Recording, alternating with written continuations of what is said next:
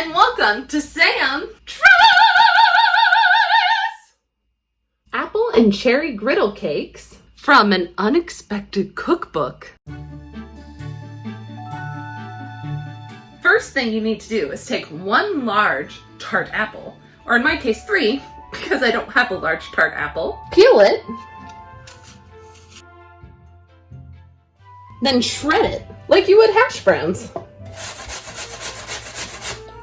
I have to say, this is a first for me. Now in a bowl, add 1.5 cups of flour, 1 1/4 teaspoon of baking powder.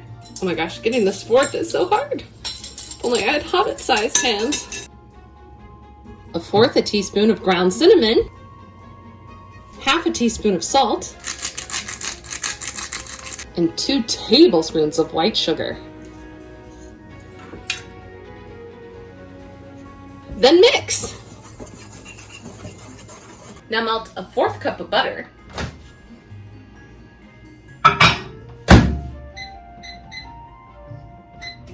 Now in another bowl, add your butter, your apples, 2 eggs,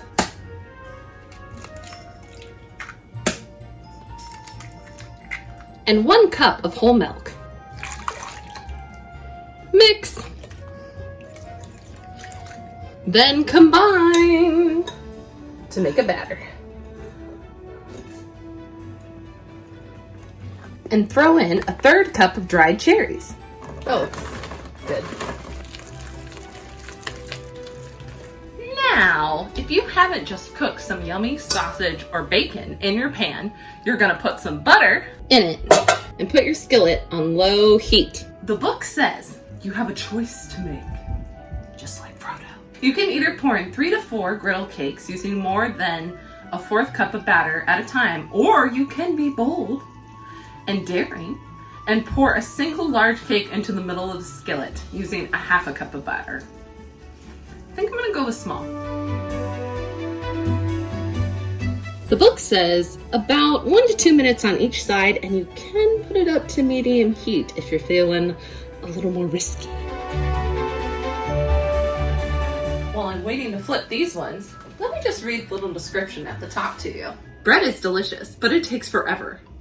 Every culture with wheat has come up with some type of fast and easy flatbreads, and Victorian England was no exception. These quick, easy morning griddle cakes are the ancestors of the modern American pancake. As a New World food, maple syrup would be totally unknown to the Shire. People in Tolkien's day preferred their morning griddle cakes to be naturally sweetened, with plenty of seasonal, local fruit and topped with a sprinkle of extra sugar and cinnamon. Better flip them. Or at least check them. Oh yeah, that one's done. Or at least needs to be moved. Ah! Just needs to be moved. Now, according to the book, there are 2 different ways you can eat these. The first is, take one of your griddle cakes, sprinkle it with a little extra sugar and cinnamon. Nope. I don't know if that was a little. It came out faster than I thought it would. There we go.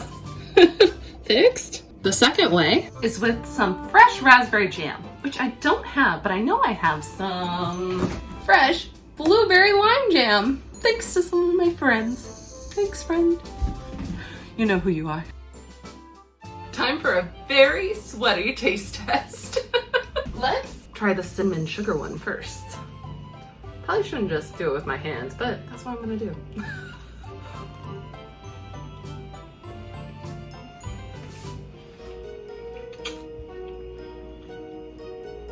That's nice. It's sweet, but not as sweet as an American pancake. I like it. The fresh fruit is really good. I would have never thought to put apple directly into a pancake.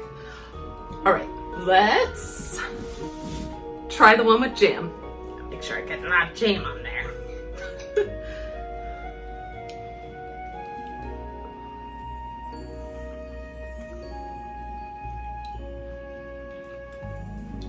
This one's my favorite.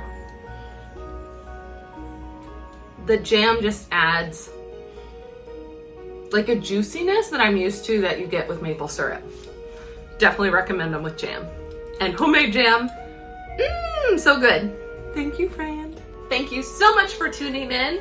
It's great to be back for Hobbit season. If you didn't know, Bilbo and Frodo's birthday is in September. If you like this show, be sure to like and subscribe. And if you want bonus content, go join my Patreon. The link to it is in the description below. Till next time, get the healing poke.